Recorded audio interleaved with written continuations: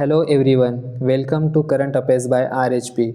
आज के इस सेशन में हम डिस्कस करेंगे डेली करंट अफेयर्स ऑफ 28 जनवरी 26 जो आने वाले सभी एग्जाम के लिए इम्पॉर्टेंट है। चलिए शुरू करते हैं आज के इस सेशन को।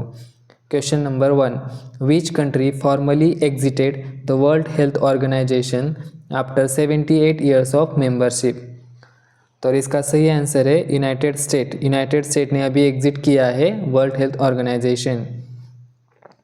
क्यों एग्जिट किया है इसके बारे में हम जानते हैं। The withdrawal was justified by US citing World Health Organization अलग मिसहैंडलिंग ऑफ द कोविड-19 पैंडेमिक। यूएस प्रेसिडेंट का कहना ये है कि जो कोविड-19 पैंडेमिक जो था वो वर्ल्ड हेल्थ ऑर्गेनाइजेशन ने मिसहैंडल किया है, इसकी वजह से उन्होंने एग्जिट किया है।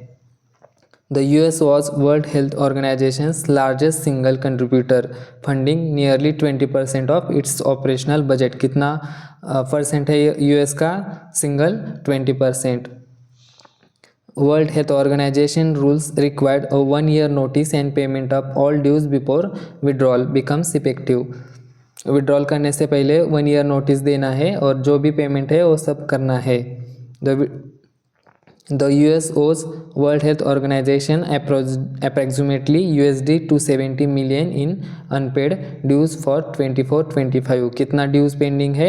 $278 मिलियन। ये सब पेमेंट होने के बाद ही कंप्लीटली एग्जिट होगा US from World Health Organization. Next, who chairs the SARC Strategic Asset Allocation and Risk Governance Committee constituted by Pension Fund Regulatory and Development Authority to modernize the investment framework under NPS। Pension fund and regulatory and development authority ने एक committee बनाई है to modernise investment framework under NPS और इसके head कौन है? Narayan Ramachandran. Committee कौन सी है? Strategic asset allocation and risk governance. Pension Fund Regulatory and development Authority constituted the SARC strategic asset allocation and risk governance committee. Committee का full form क्या है? Strategic asset allocation and risk governance.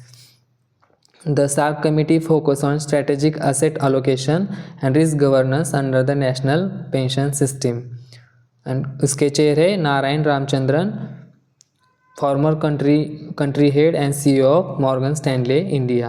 आपको committee का नाम याद रखना है और उसके चेयर कौन है? नारायण रामचंद्रन। और कमेटी का नाम है SARC strategic asset allocation and risk governance.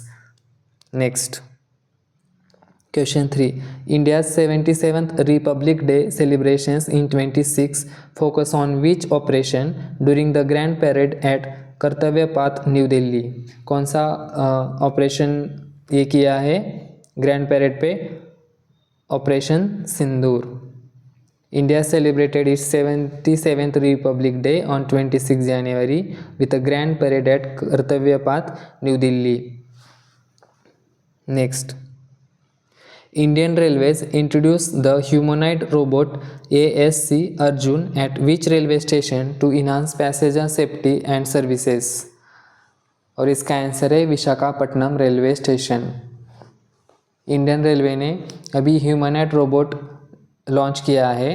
कहाँ पे? Visakhapatnam railway station. किस पर्पज़ के लिए? पब्लिक सेफ्टी, पैसेंजर सेफ्टी यानी सर्विसेज के लिए। Indian Railway introduced its first humanoid robot ASC Arjun at Visakhapatnam railway station to improve passenger safety and service delivery।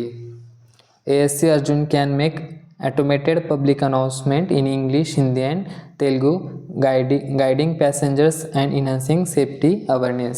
ये robot automatic public announcement करेगा in English, Hindi and Telugu language. Next, Which institution reduced its stake in ICICI Bank to below 5% after selling shares through open market transaction? LIC ने अपने share reduce किए हैं ICICI bank में below 5%।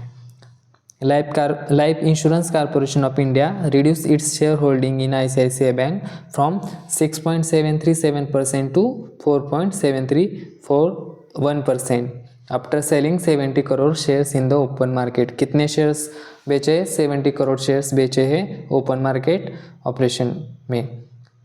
पहले कितने थे 6.737 से अभी किया है 4.731%। Now LIC clarified that it is not part of promoter or promoter group of ICICI Bank and remains only a financial advisor. Next, on which date is International Holocaust Remembrance Day observed every year? और इसका सही answer है 27 जनवरी observed as a International Holocaust Remembrance Day. The first official observance was held on 27 January 2006 at the United Nations headquarters in New York city में। New York city में सबसे पहले observe किया गया था on 27 January 2006। Next, on which date is National Geographic Day is observed, marking the founding anniversary of National Geographic Society. कब मनाया जाता है National Geographic Day? On 27 January. Next, where was the 86th All India presiding officers conference held? और इसका सही answer है Lucknow, Uttar Pradesh. 86 All India presiding officer conference was held from 19 to 21 January at Uttar Pradesh Vidhan Sabha, Lucknow. The conference was inaugurated by Anandiben Patel, Governor of Uttar Pradesh. Uttar Pradesh hosted this conference 4 times. इसके पहले 1961 में hold ये किया था, उसके बाद 1985 and 2015। और इसके लिए थीम रखी गई है strong legislature prosperous nation. Next, Who is the first Indian to win the Wiley Research Heroes Prize? Wiley Research Heroes Prize किसने जीता है? Doctor Chandrakant Lahariya. He is the first Indian to win this prize. Dr. Chandrakant Laharia is the first Indian to win the Wiley Research Heroes Prize. He won award in 2025 under Impact Beyond Academia category. कौन से category में दिया है award? Impact Beyond Academia। Next, which former BCCI president passed away on 26 January 26 at the age of 84? और इसका answer है Inderjit Singh Bindra. Inderjit Singh Bindra former BCCI president pass away. Next, अब हम रिवाइज करेंगे कल के दिन के current affairs. International Customs Day is observed globally on 26 January. 26 January observed as a International Customs Day. Sukanya Samriddhi Yojana completed 11 years since its launch on 22 January 2015. कब launch हुआ था सुकन्या समृद्धि योजना का?